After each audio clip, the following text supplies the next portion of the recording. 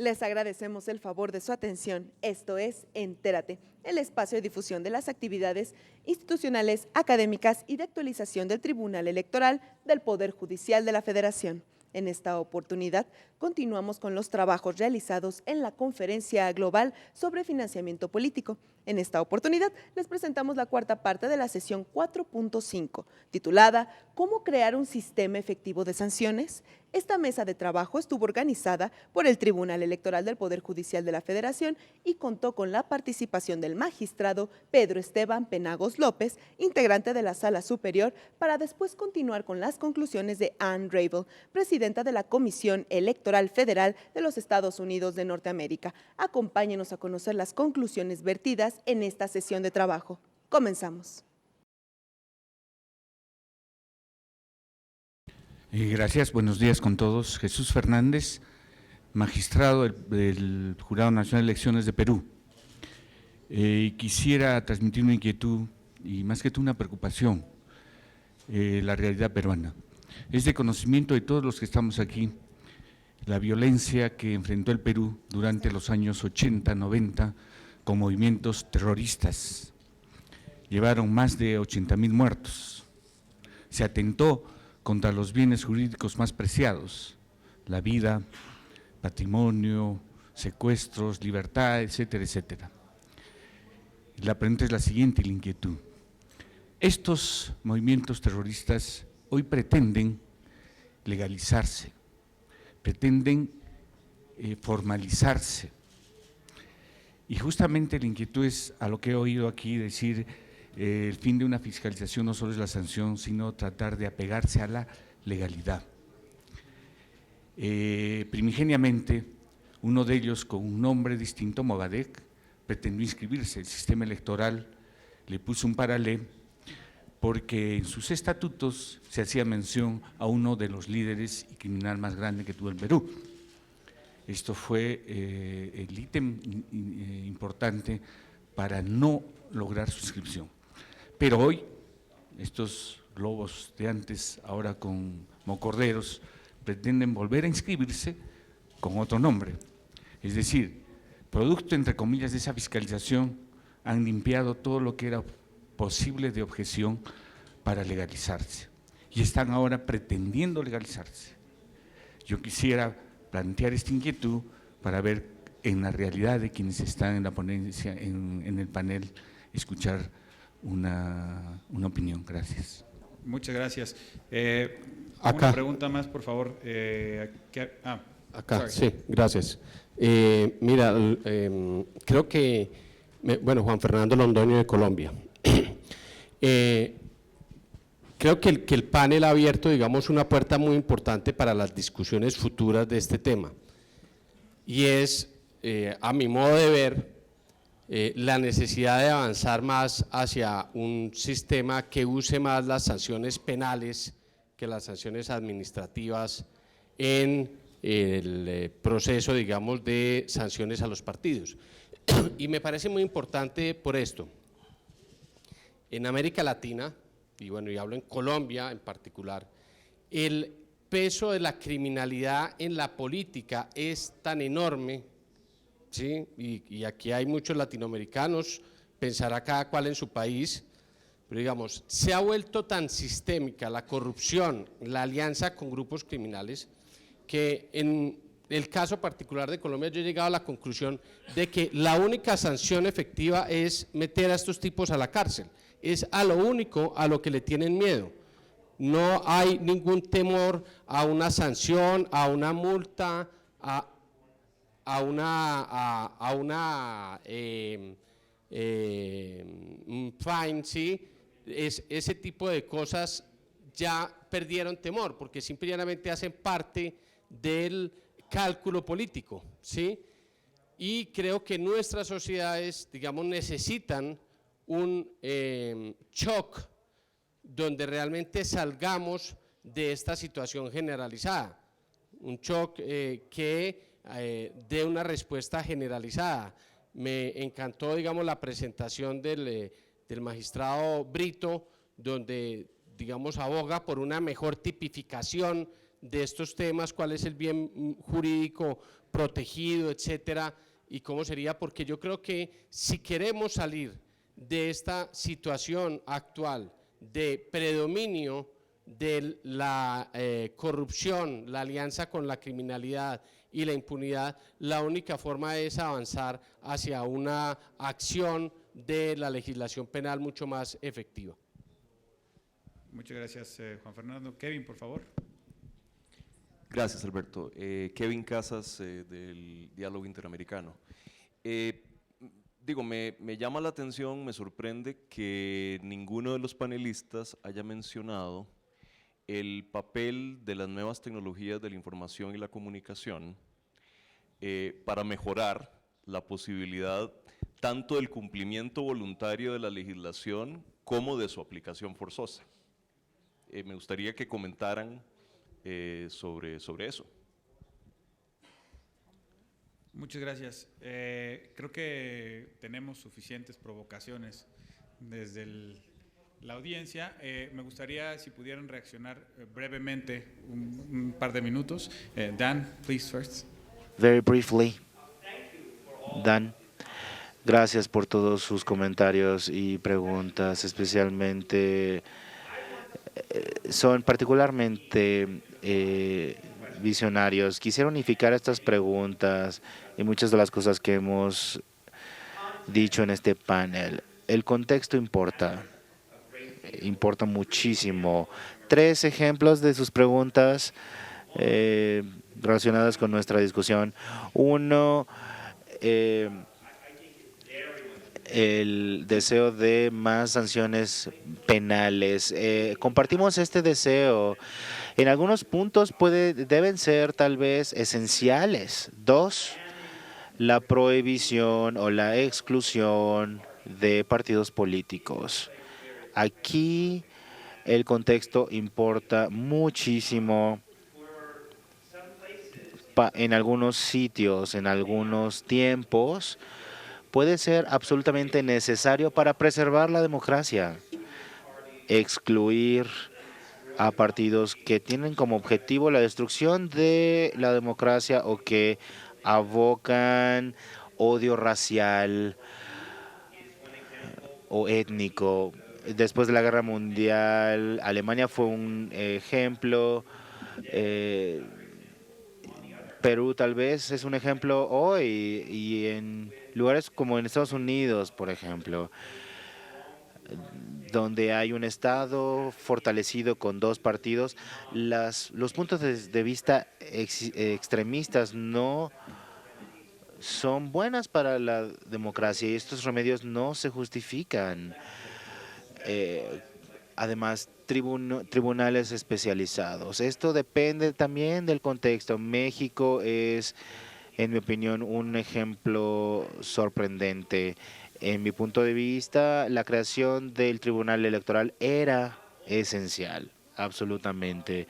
No solo porque era esencial para crear un tribunal con conocimiento especializado y alta especialidad, sino por la importancia crítica de crear un tribunal independiente de políticas, de partidos, que disfrutara y gozara de un renombre individual. La creación de tribunales especializados no es la opción idónea para todos los países, pero para México me parece que fue una necesidad. Profesor Alivisatos. Gracias, Alberto. Sin lugar a dudas, estoy de acuerdo. El contexto importa. No obstante,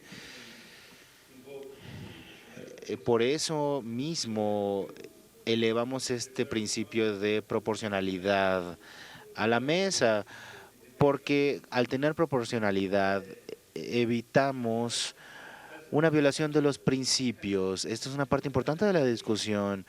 Hay ciertos asuntos, problemas que en los que el contexto no es necesario. Por ejemplo, tortura. Prohibir a un partido político, traten de imaginar el Ku Klux Klan como un partido político. Me pregunto si utilizarían el mismo acercamiento que mencionaste hace un momento, de balancear las acciones del día a día, añadiendo la violencia.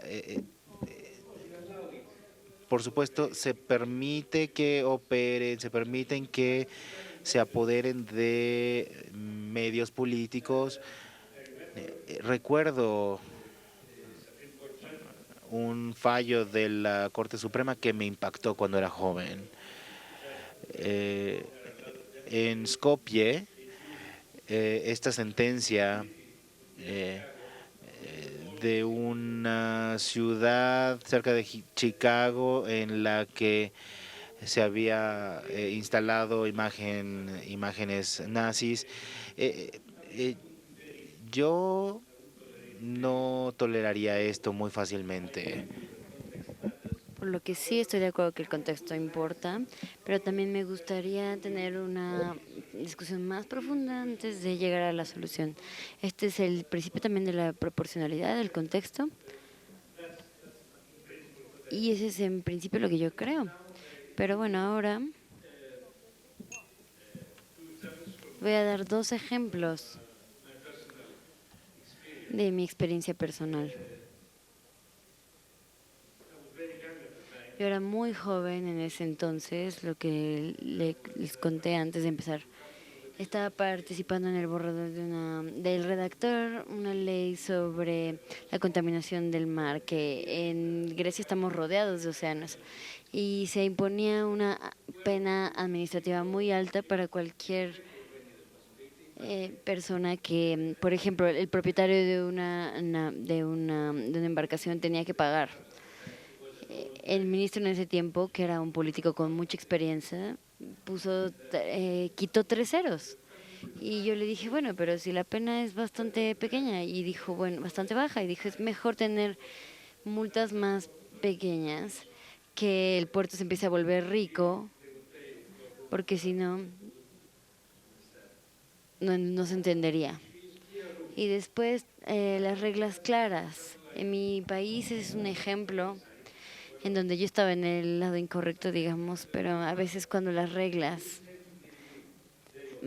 se tienen que renovar frecuentemente, y pensemos en nuestro amigo que se acaba de ir, en las nuevas tecnologías. Tenemos una legislación muy antigua en Grecia, y de hecho se realizan en domingo las elecciones, entonces no se puede hacer ningún tipo de manifestación, ningún tipo de reunión de ese tipo. Tal vez te puedes reunir en privado, pero no durante esas fechas. Entonces, el viernes en la noche no se puede hacer nada de eso, para que la gente tenga un margen de pensamiento. Entonces, mi cliente, como abogado, me había mandado miles de mensajes SMS, y le dije, no, pero no está permitido que estés mandando estos mensajes en sábado. Y ella había mandado 75,000 mensajes como si estuviera haciendo llamadas telefónicas. Ganó, y su oponente dijo, bueno, pero no tenía que mandar esos mensajes en sábado, ganamos. En el tribunal, diciendo que eso no puede irrumpir en la tranquilidad, porque pues por ejemplo, la esposa podría estar mandando mensajes o llamadas todo el tiempo. Entonces sí, hay que tomar en cuenta la nueva tecnología. Yo diría que el ejemplo de la Internet, y nuestro amigo norteamericano ayer dijo que la legislación de Estados Unidos se redactó antes de que llegaran las nuevas tecnologías, y supongo que ese es el caso en muchos países. Tenemos que tener en cuenta de manera muy seria el desarrollo tecnológico. Gracias. Muchas gracias. Vamos a recordarle al panel brevemente la importancia de un régimen de cumplimiento efectivo, y también el otro lado de estas nuevas tecnologías que pueden ayudar a cumplir mejor con las reglas. Creo que tenemos algunos ejemplos sobre eso, pero por favor, señorita Ravel. Definitivamente me parece que la tecnología puede ayudar a la gente a estar ser más participativa en la actividad electoral y también entender las reglas y obtener más información. Eso es algo en lo que estamos trabajando. Sé que nuestro colega se fue, pero sí quiero hablar de la relación con la capacidad de hacer cumplir la ley. Estaban hablando de los mensajes SMS. Y es cada vez más difícil que la información permanezca siendo privada por el Internet, porque hay muchísimos medios sociales y otros factores, pero en Estados Unidos, de hecho, el dinero fluye de estado a estado, y no sé si es dinero extranjero. Y, por ejemplo, Internet es una manera muy posible, en parte porque se necesita cierta también divulgación de la información en ciertos estados del país en diferentes niveles, pero con más información en Internet va a ser más fácil detectar cuando la gente está haciendo cosas que van en contra de la ley. Últimamente va a ayudarnos al hacer cumplir la ley en esta área. Muchas gracias por eso. Bueno, la pregunta que surgió de ese sector a mí me permite continuar con la idea. Planteado la cuestión del bien jurídico, la necesidad de identificar el bien jurídico, en mi criterio, lo que debe hacerse después es relacionar ese bien jurídico con el catálogo de los derechos políticos establecidos en las constituciones y preguntarnos si a consecuencia de un ilícito que está afectando esa institucionalidad precisamente, estamos legitimados para privar de derechos políticos como consecuencia de conductas de este carácter. O sea, creo que la cuestión jurídica hay que plantearla de esa perspectiva. Yo insisto, agradezco la pregunta, me parece bien. Hay que hacer esa relación. Tenemos que darnos respuestas si estamos autorizados frente a esta clase de hechos tan graves a restar derechos políticos a quienes son responsables de los mismos. Y ahí hay un razonamiento que desde luego tiene que enfrentarse, acometerse, es largo, va a tensionar muchísimas cosas, pero creo que no hay más solución que hacerlo, porque de otro modo no podríamos justificar la privación de derechos. Creo que es el punto. Gracias.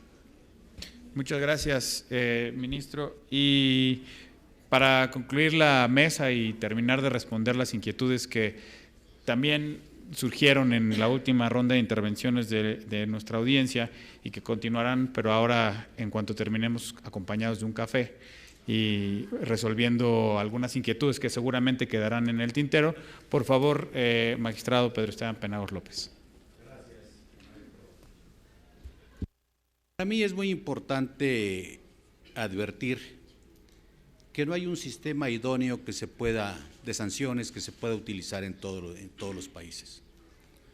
Cada uno de acuerdo a sus circunstancias. A algunos les será suficiente solamente la sanción administrativa, a otros quizá tengan que recurrir a un sistema de aplicación de penas de carácter, desde luego, penal. En el caso de México, desde luego, tomando en consideración nuestras circunstancias, me referí a la adecuación del sistema de reformas del procedimiento sancionador y quizá que estas sanciones deberían de estar enderezadas, desde luego, a los actores políticos, precandidatos, candidatos y en su caso militantes, en relación con la suspensión de sus derechos y no al partido en sí, o independientemente del partido. Precisamente por eso considero que todos los países tenemos circunstancias diferentes. Yo he estado en algunos procesos electorales o en varios procesos electorales de América Latina y me he admirado en cuanto a que algunos tribunales electorales pues realmente están integrados con 50 personas y reciben 3 o 4 medios de impugnación, parten de la base de la confianza. Aquí la cultura es interponer medio de impugnación por todo y llegamos a más de 10,000 asuntos, haya o no proceso electoral en el año. Esto, desde luego, para mí es muy importante señalarlo. se mencionaba qué podría hacerse en relación a los movimientos terroristas que se registraron en Perú y que ahora pretenden legalizarse. Realmente para mí es una cuestión política o de carácter social que tiene que dársele una solución. Quizá hay que poner en la balanza de la justicia, lo que son los derechos político-electorales y la comisión de los delitos. ¿Por qué? Porque es de gran trascendencia tomar una determinación de esa naturaleza, pero es un problema social, de carácter político, propio del país, en donde nadie va a quedar, desde luego, contento, o un grupo quedará contento y el otro no quedará contento, porque pues, como en todo, en movimientos terroristas son tantos los agravios que sufre una parte de la sociedad que no puede decirse mañana borrón y cuenta nueva, ¿no? Pero por otra parte, quizá haya que poner en la balanza, seguimos en el terrorismo, continuamos en la inseguridad, ¿qué es lo más importante para nuestros hijos? Pero no es una cuestión propia de un juez en este momento, sino una cuestión política y de carácter social. De Colombia se refirió a la corrupción que en un momento dado se registra en los procesos electorales. En México se ha recurrido al financiamiento público y el 10% de ese financiamiento a lo privado para no abrir las puertas precisamente a grupos que en un momento dado, y hablo de narcotráfico, grupos que en un momento pudieran incidir en el resultado de las elecciones. De todas formas, bien podríamos hablar que se infiltra por ahí alguna parte de ese financiamiento, pero cada país tiene una problemática diferente para establecer un sistema de sanciones que nos lleve a la legalidad y a la equidad de las contiendas electorales, y con base en ello pues debemos analizarlo. Realmente yo estoy sumamente agradecido de haber escuchado a los panelistas porque me han enriquecido tremendamente, y gracias por su presencia, gracias por escuchar.